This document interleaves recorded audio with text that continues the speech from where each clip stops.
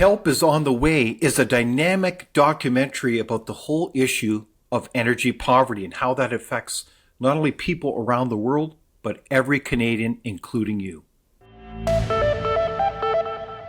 Fellow Canadians, we're on target to become a global energy superpower. And if we do it, we'll have the opportunity to help millions, maybe even billions of people around the world who are struggling with energy poverty. And what's energy poverty? If you don't know, don't worry about it. Just get comfortable, settle in, and come with me. We're going from the remote mountains of Peru to the freezing edge of the Canadian Arctic. It's going to be a ride, but by the end, you'll see how Canada can finally say to the world, help is on the way. So that was Mathew Embry, and he's here today. He's the president of Muster Point Productions, and he's a brilliant documentary film producer. So welcome, Mathew.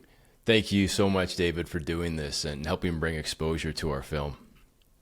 Well, it was a beautiful documentary, and I say that because on different levels, not only was the cinematography very interesting, like you went from the far north of Canada, from Calgary to a lot of places in between, including some pretty remote places like Peru. Mm-hmm. And I thought it was very interesting as well, the approach that you took in terms of your conversations that I think were very real about this issue of energy poverty. So I guess my question is, why did you do this documentary?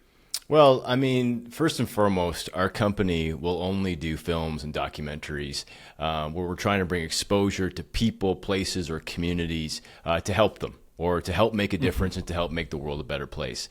So we tackle a variety of issues, whether it be the opioid crisis or issues around healthcare, these types of things. And energy poverty is one of those key issues happening in our nation and internationally that we strongly feel that we need to bring awareness to.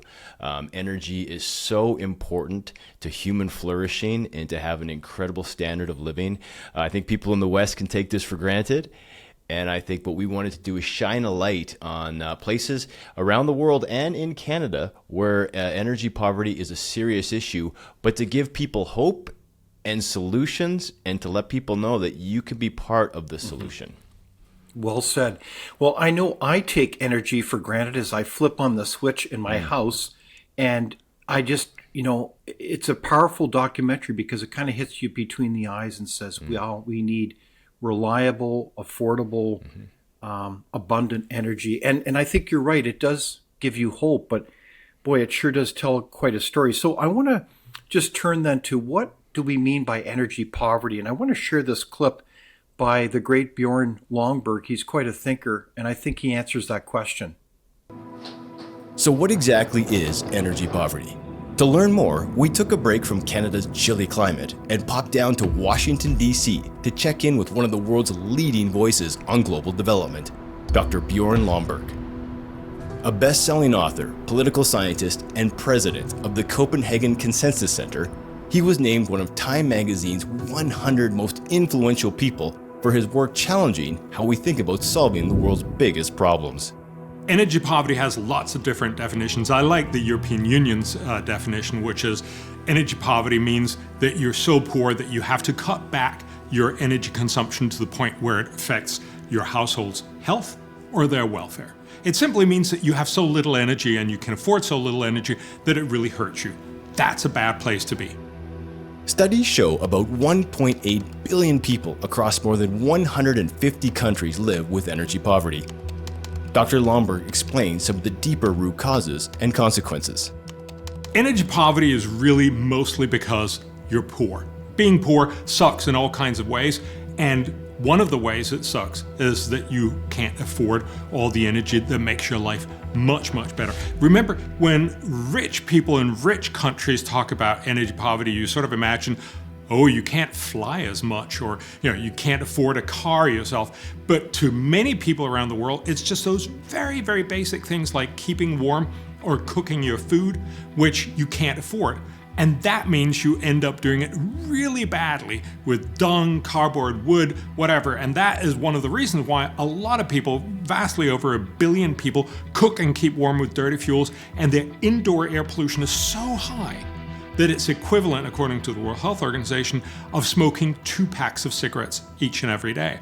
That's terrible. We don't worry about going into our kitchens because they're all electrified, and when you turn on, the kettle to get some tea, it's not going to kill you, but it will do so in poor countries. That clip is very powerful, Mathew, and I congratulate you for being able to get Bjorn Lomborg on the record. So this issue matters to not just thousands or millions, but billions of people. Is that right?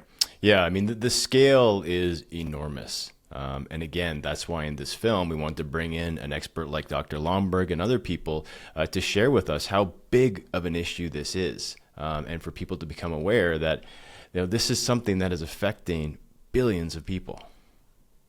And so why did you take your film to the high Andes in Peru to the Canadian Arctic? Like what were you trying to get at then by going to those distant places? Yeah, so I mean, energy poverty is something that we hear about. It is something you can envision people who are struggling to have enough energy to make things work, whether it was education or healthcare or just basic things like cooking.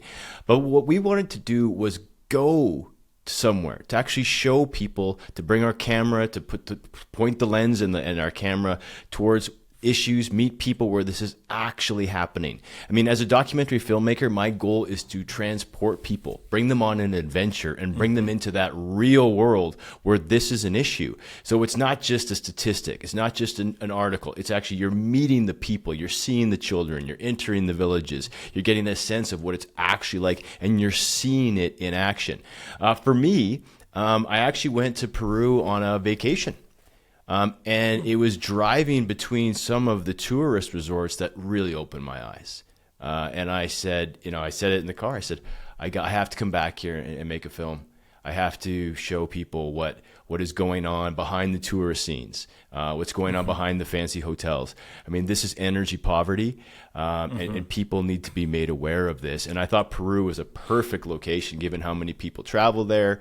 And again, sometimes we think of different countries all around the world, developing nations. Peru doesn't come top of mind. I don't think. I mean, maybe it does. Maybe I'm wrong. And that was the journey. And then to answer the second part of your question, we also wanted to bring it home to Canada. We wanted people to realize this is not just happening all over the world. It's happening right here in different ways. And then, how can you get involved? How can you help something? Well, it's a remarkable documentary. I found myself pretty emotional at times because you realize how this issue really hits people in terms of their health. Like what Dr. Lomborg was referring to is you've got bad air quality. So this impacts people's health and actually is killing people. Is that an overstatement? No, not at all. I mean, not at all. People are getting sick. I mean, there was a scene in the film where we went into one of the homes in a community, and they were teaching us how they stay warm because it was cold. We went there during the winter months, and the amount of smoke in the room was so thick that I had to personally leave, and I was worried about the crew being inside there. It was that bad, and to think that all of these people in the community, maybe not all, but that's how they had to heat their homes and stay alive. And for us, it was emotional too. I mean, you saw the scene where we had to help bring one of the babies to a hospital. I mean, this really happened, and we shot it. And again, we're hoping other people watch it and get a sense of what needs to be done. Absolutely. So if we just back up for a second, think of Canada. I mean, we know that every country has this kind of mix or blend of energy resources. Can you help kind of set the stage in terms of where our energy comes from in this country called Canada? Yeah, definitely. I mean, I think that in Canada, I think the goal, I think we can all agree, is that we're trying to find a responsible blend of conventional and renewable energy sources. I mean, Canada is absolutely blessed with incredible amounts of conventional energy, whether it's oil, gas, and LNG. We have all of this energy here in the ground in our country, as well as we have hydro, and we've got wind, and we've got solar. We just have so nuclear. And nuclear. Sorry, I forgot about nuclear. And nuclear, we just have so much of it, and we have so much to give. And I think that's another thing. It's it's great for Canadians. It's great for that, the vast majority of Canadians can flip on the switch, can turn on their stove without worrying about dying. It's great. And I get it, and I understand there's also Canadians who are struggling with energy poverty. That's a reality too. But we as Canadians have the opportunity, if we can harness what we have and get it to people around the world properly, responsibly, to make a major difference, in my opinion.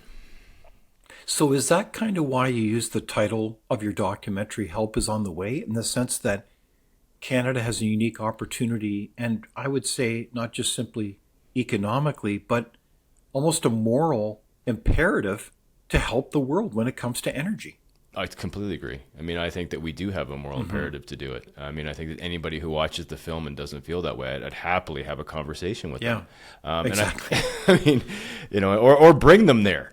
Like come with us, then get on the airplane and fly down with us. You tell me how we're going to fix this solution. And that's the kind of filmmaker I am. I mean, if someone's got a better plan, email me. And I think to answer your question, help is on the way. We wanted to show that. And that's where we showed Canadian expertise going into certain territories to help in what they're doing.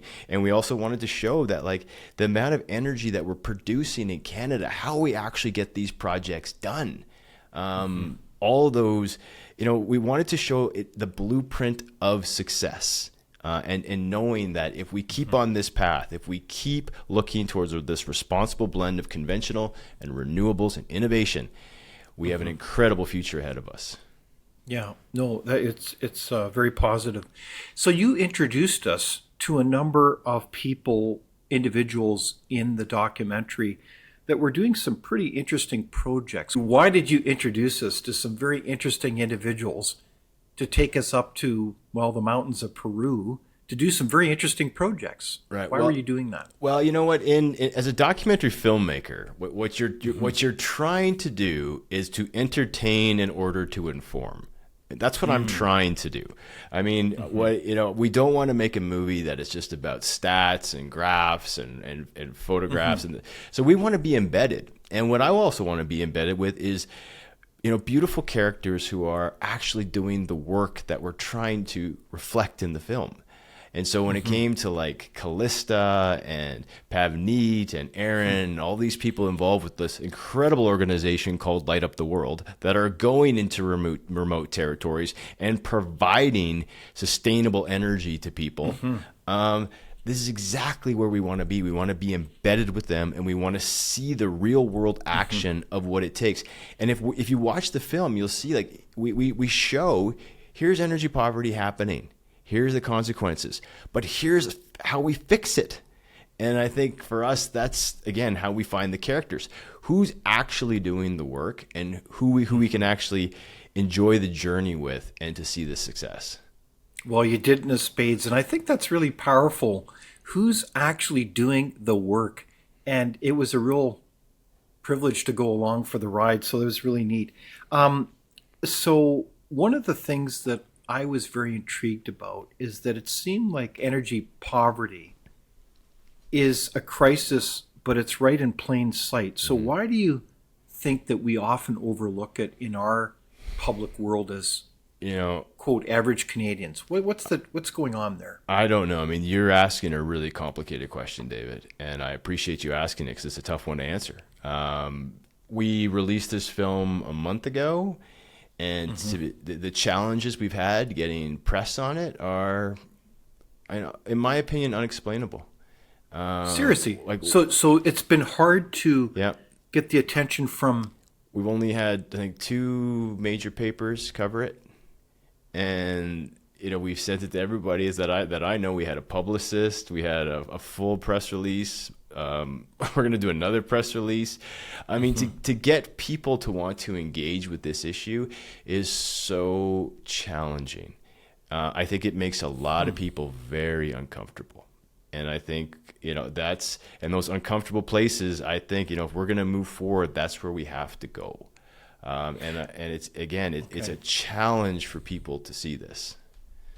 So I try to understand this more, Mathew, is the sense that, here you have the brutal reality that in our world we have a lot of people suffering because of energy poverty. Correct. And Canada's part of that solution. And yet people, is it just they don't have enough time to pay attention to this? I mean, this is hurting people. So why would, if we care, why would we not be engaged to say, yeah, great documentary. This is a really moving story here that you tell. I can't speculate fully to why issues like this get somewhat ignored in the West, but I mean, people have politicized energy issues so much, whether it be in Canada or in the United States and in Europe, that even having a reasonable conversation about energy issues is incredibly challenging. And that's why with our film, we try to be as realistic as possible, where we show a group of amazing Canadians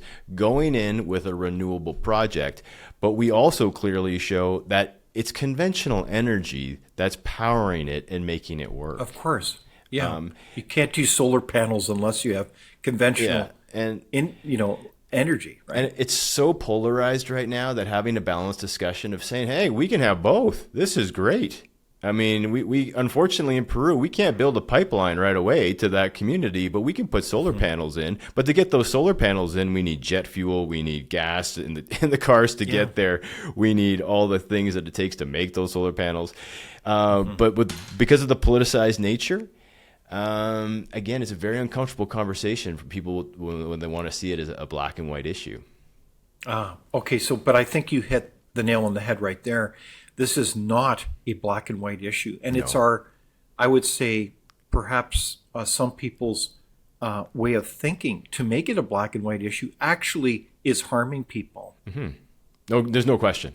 Like there's absolutely no question. I mean, in my opinion, and then I think that what we can do is, I'm hoping films like this are a step forward, where we can start acknowledging, hey, we've got to do something here. Good for you. And I think one of the issues that's fascinating that you do cover is the whole topic of energy sovereignty. It's not just energy poverty, but it's sovereignty. Can you explain what that means today? Yeah, definitely. And I'll try my best. I mean, Dr. Bjorn Lomborg does a much better job in the film explaining this, but I will try to truncate his thoughts. But we also tried to show this, again, with one of our other incredible characters who was a co-director on this film for part of it, Mykola Pelikov, who is a Ukrainian director who directed part of it in Peru because we had to have two different crews. And Mykola's story was incredible. I mean, he had to leave the Ukraine because of the war, and he shared with us his experience of what he saw, where Russia would use their oil and gas, whether depriving or with pricing, all these types of things. So Ukraine didn't have enough of its oil and gas resources as a military tool. And whether to freeze them out literally with weather or in financial metrics, all these types of things.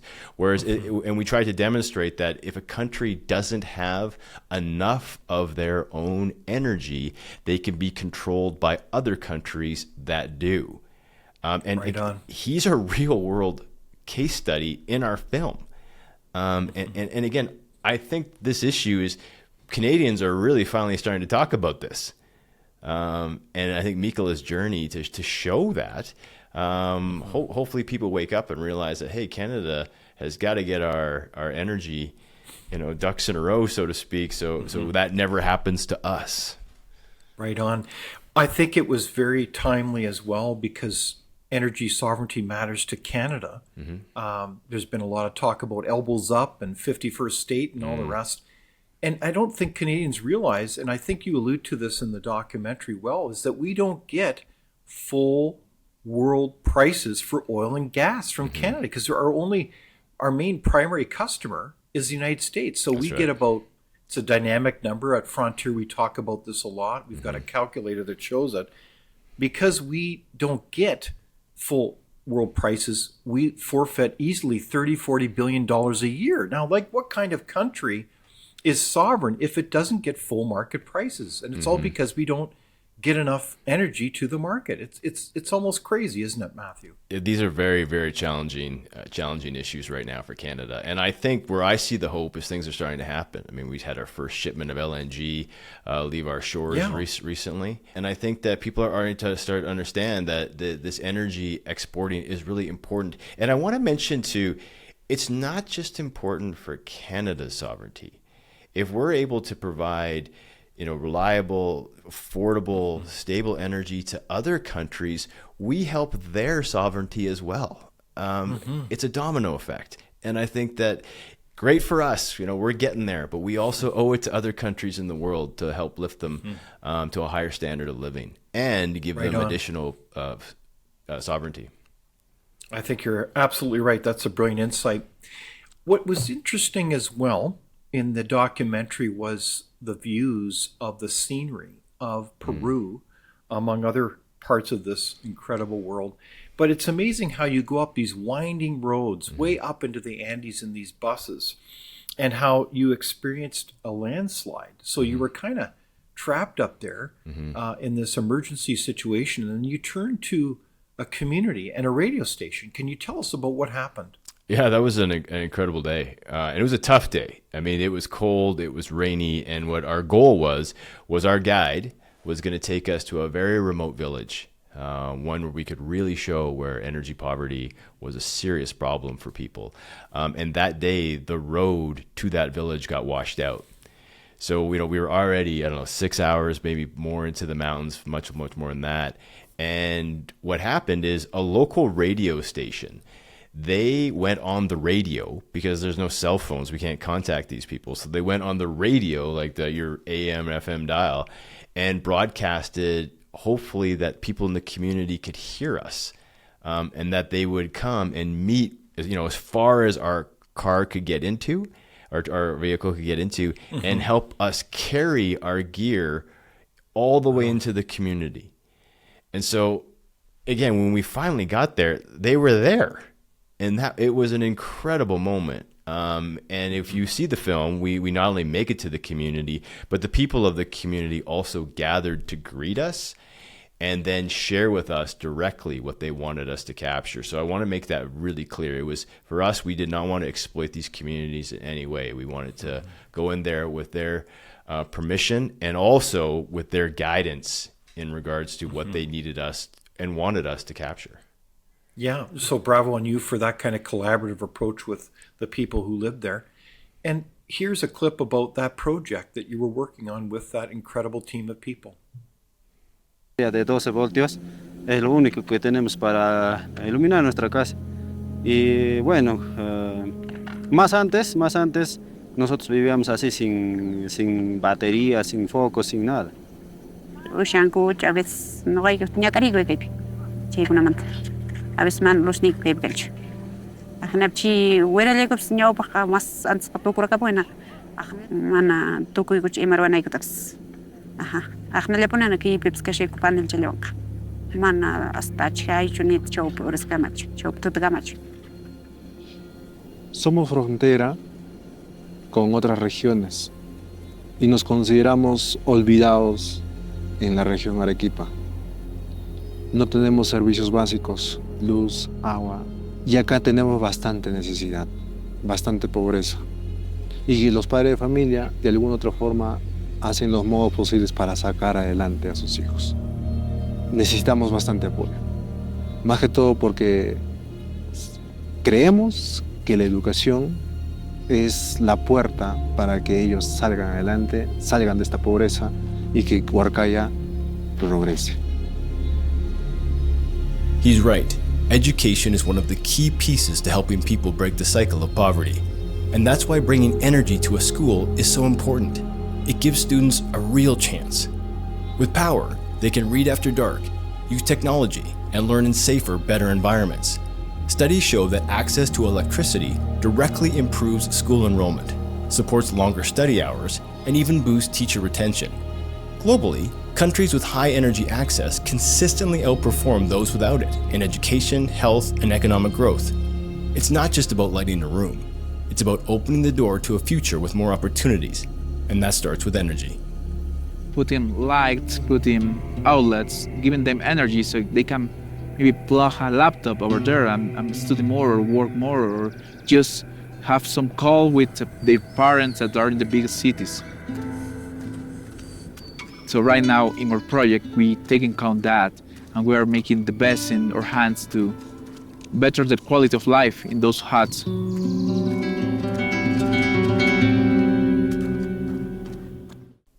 So that's quite a moving clip because you really get a glimpse into a very remote location here, Matthew. Help us explain then what's really going on here and the difference that the team of people you were with were making in the lives of those people. Well, as a filmmaker, you're more or less an observer. So I mean, you're not really doing the hard work. I want to be clear about that. I mean, we are, but it's not. We're doing hard work, but not like these people. The Light Up the World. Aaron Cohen is the executive director there, and his team that he built are just incredible human beings who go into these remote areas where the altitude is very challenging to work in. The weather conditions are very tough. And they install these incredible solar panels as well as internet. They link to Starlink, plus helping with water systems. They go in there and they change it. And they quite literally change lives by adding light switches, and people have contact to the outside world. Their ability for education, for healthcare starts to change. And then they have a centralized center in Lima, Peru, where they can monitor these communities to make sure they're doing great. In regards to energy, I mean, they can monitor how much energy they're getting, if the systems are working, all this type of thing. So again, that's what we really wanted to show, that there is a solution. You can do something. You know, I mean, you can do it, David. When we get off this call and you and I can, you can get on an email train with me. We could have you in Peru in 6 weeks. I mean, I'm not kidding. Wow. Like, you can actually make a difference and make it happen. That's incredible. So you were installing solar powered battery electrical systems so that people could read in the dark and be able to get an education and improve every aspect to their lives. You got it. That's what you're doing. You got it. But again, I want to be really clear. And again, this is where it's funny. When I released the film, I got three or 4 days in, I got 2 scathing messages. One from someone who was, super pro renewables, who called it my film a commercial for oil and gas, and another, scathing review from someone who was pro oil and gas and thought it was too much about renewables. So I think, interesting. So it was the same day. And so Wow. I thought, wow, like I really hope people leave our film realizing that it took both. It took both, and it took oil and gas, it took everything, and it took solar, it took all forms of energy really to make that incredible project happen. And I think what we also wanted to show is the amount of energy it took to bring energy to the community in Peru, which was enormous. Yeah. Like, you didn't walk there, did you? No. Like, you went on a bus, a plane. Yeah, a plane. Everything. But all the energy that was required to fix that one energy crisis was significant. So if we slow down energy production in this country and globally, well, that has a ripple effect, because you don't have the power, the energy to go fix the problems that need to be fixed. Right on. In other territories. Yeah, it's almost this black and white binary thinking that is really hard to totally understand, because in the process we totally miss the picture, which is the people need help. They need assistance so they can become self-sufficient and move forward. But yeah, and there's immediate needs right now. So it's, what a remarkable discussion. One of the things I thought was very interesting, Matthew, and you allude to this, is we tend to look at this through kind of black and white terms. It's almost like if you don't agree with the notion of kind of a climate hysteria, then you miss the perspective on the need to work with all forms of energy. And I thought that there was a really good point here that you had a discussion with Dr. Lomberg about climate hysteria. Yeah, I mean, that's a really interesting term that I wasn't even aware of until to be honest, until I interviewed Dr. Lomberg. And then it actually came up in another interview as well with Dr. Judith Curry. It wasn't in the film, where we, if we look back over the past, say, 5 years, there's been a lot of exaggerated claims in regards to where the world is going in terms of climate change and global warming, and tying this in with various forms of energy production all around the world. And these claims have been to the point that the world's going to be over in 12 years. All this type of stuff, we've heard these types of things, and it really hasn't helped the conversation. It's created a lot of fear. It's created a lot of anxiety. We have a younger generation very fearful, and maybe unnecessarily, and I'm not going to say maybe, unnecessarily so. I've got 2 teenagers. That's one of the reasons I do these films. I made another film called Global Warning, which came out in 2018. I would love if people rewatch that film, because many of the things that are happening right now, the political tectonics, we tried to tell people in 2019, 2019, I'm sorry. And I made this film, and with my own children, be like, hey, let's not get too excited about where the world is going. We've got some problems, no question, but we can fix this. Human beings have a legacy of doing this. And not only can we fix it, we can make it better. And that's my message. And I think this idea of climate hysteria, which I quite like, because people, in my opinion, went a bit over the top. And I think that it's quieting down. I know it's quieting down. And it's funny because we were, discussing climate change and global warming issues with one of our key subjects in the U.S., okay? And they kind of looked at me as though, like, I can't believe you're still talking about that kind of thing in these extreme ways. That that the conversation had moved on. That yes, we're being cognizant of what's happening, but we're making responsible shifts to ensure a good future for everybody. So again, I don't want to come across. I'm not saying, hey, we've got to be doing great work environmentally, but again, people will want to put me in that camp probably. I'm trying my best to say no. I want a great world just as much as you do. But I also don't want people suffering in the cold in Peru and going to villages where almost everyone had a child pass away because of exposure or of illnesses that can be treated. No, it's really moving. Is that we need to keep in mind that there's people suffering, and we have an opportunity to provide solutions. So, bravo on you for trying to tell that story on their behalf as well. And the paradox is very interesting. It's not just, say, in Peru or so many other places around the world. It's also right here in Canada, where we look at energy poverty at so many levels right across the country, coast to coast to coast. And so you went to Nunavut in a very interesting community, and wanted to share this clip as well. The Arctic is rich in natural resources, but that doesn't mean energy is easy to access. This community relies on a single annual fuel shipment, barges loaded with jet fuel, petrol, and Arctic diesel. It all arrives during the short summer window before the ocean freezes, and that fuel powers everything: homes, schools, health centers, even clean water systems. But when your entire energy supply depends on shipments traveling thousands of kilometers by sea and arriving just once a year, the logistics are incredibly complex and extremely expensive. Those costs get passed directly to residents, making energy prices in the north crushing, sometimes 3 to 4 times higher than what most Canadians pay. For a homeowner, it's ranged from about 6 or 7 years ago, from being about $200 at the high end, to my last power bill was $690.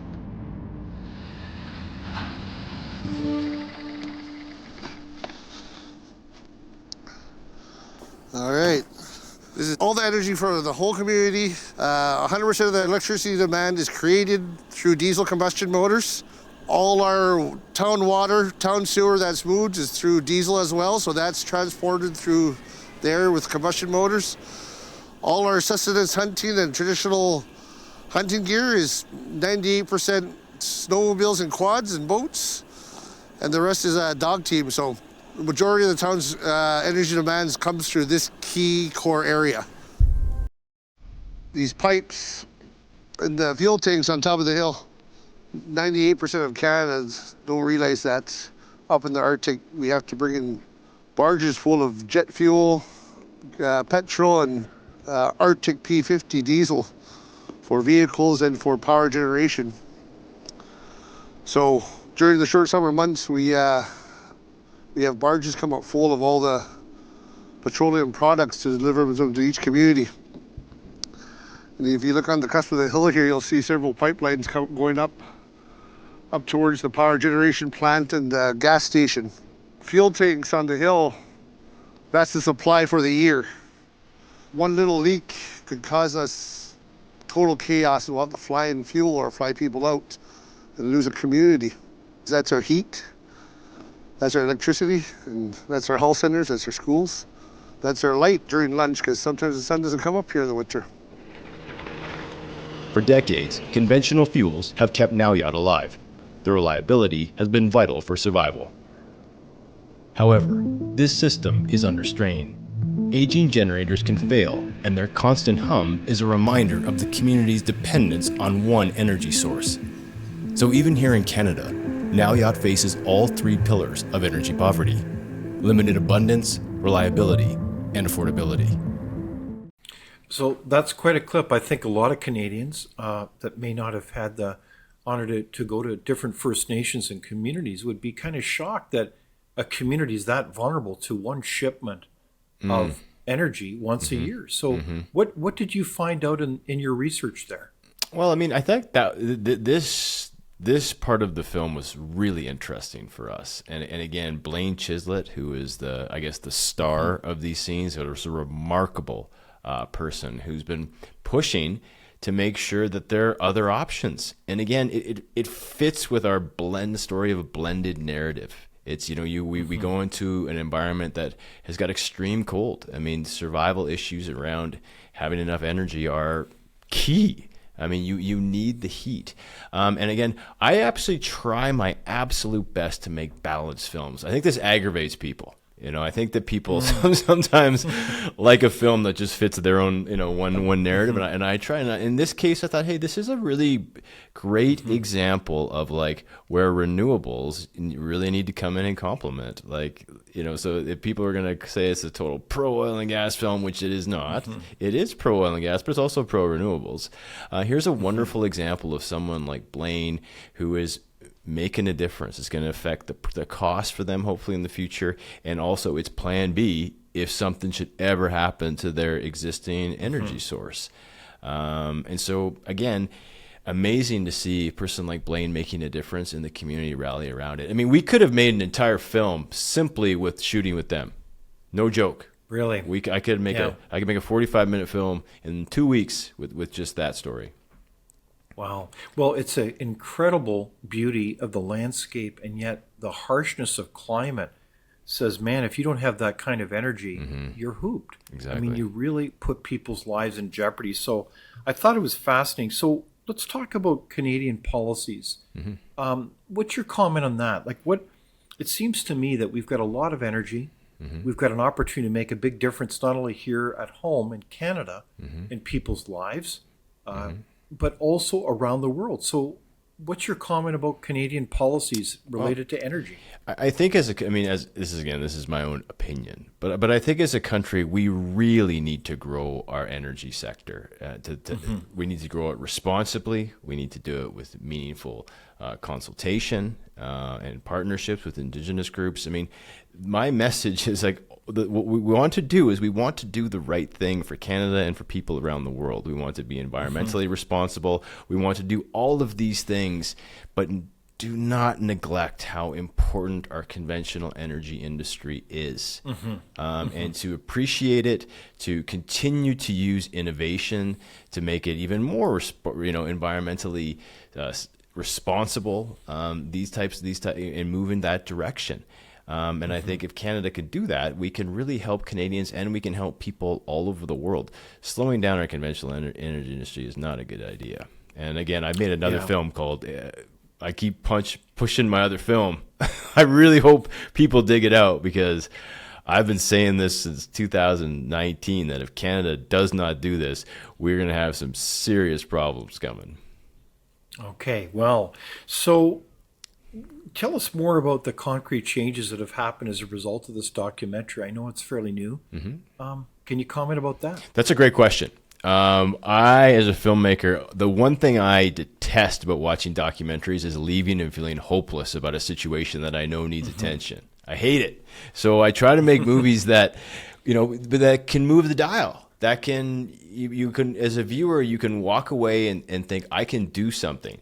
So as a company, there's two communities that are highlighted in Peru. One where we see the installation, a second community where we visit and we have to leave. Our company has set up a GoFundMe account. We, as a company, injected $10,000 into it. We need to raise $60,000. Our goal is to make a real world change and to get energy to the people of that community. There's a baby in the film where we take her to the hospital. It's a very touching scene, in my opinion. It was amazing to be there. We want to change her life. That's the truth. And our filmmaking team, we want to look back on 5 years and say, hey, we shone a light. We hopefully move some hearts and minds towards helping people all over the world. Plus, we actually made a real world difference. That's how I know we've moved the needle. Even if it's one life, even if it's just her, if it's just that family. And that is the kind of change we want to see. Well, way to go, Mathew. So what's your message to anybody who watches this incredible documentary? My message is, David, I'll be honest, my message is always a message of hope. And that is, I firmly believe that's how we move things forward. But hope can only last for a blip. You've got to move into action quickly, because hope, without action, you're not going to make a change. And so, my message is for people to open up their hearts and minds to the communities and the countries that are dealing with energy poverty, to realize that you can make a real world difference. And whether that's looking critically at the Canadian energy sector, or simply getting involved. Going to these places and trying to make a difference yourself. That's my goal with it. Why else make a movie? Right on. Okay. Well, Mathew, I want to congratulate you for your documentary. Not only is it beautiful from a cinematography point of view, but I think it tells the powerful story of how energy makes an impact on people. And so I think that your documentary is partisan towards people. And that's I think that's a perspective that is missing too often in these public policy discussions, is that we need to look at all these options of energy because there's people's lives at stake here. Isn't that the point? You're exactly right. You're exactly right. And I think we need to educate people as much as we possibly can about how energy is fundamental to giving a higher standard of living to everyone, not just Canadians, but to people all over the world. Right on. Mathew Embry, it's been a pleasure to have this conversation, and I wish you all the very best with your work as a documentary film producer. Awesome. Thank you, David. Thank you for watching Leaders on the Frontier. We're a nonpartisan think tank. We explore ideas, policy, and practical solutions that can make a difference in the lives of Canadians. We do not accept any government funding. We work for you. Thank you for supporting Frontier. Visit fcpp.org to give. While you're there, be sure to check out our latest articles and research. Without open discussion and debate, you're not thinking, nor are you free. Comment below. We'd love for you to join the conversation.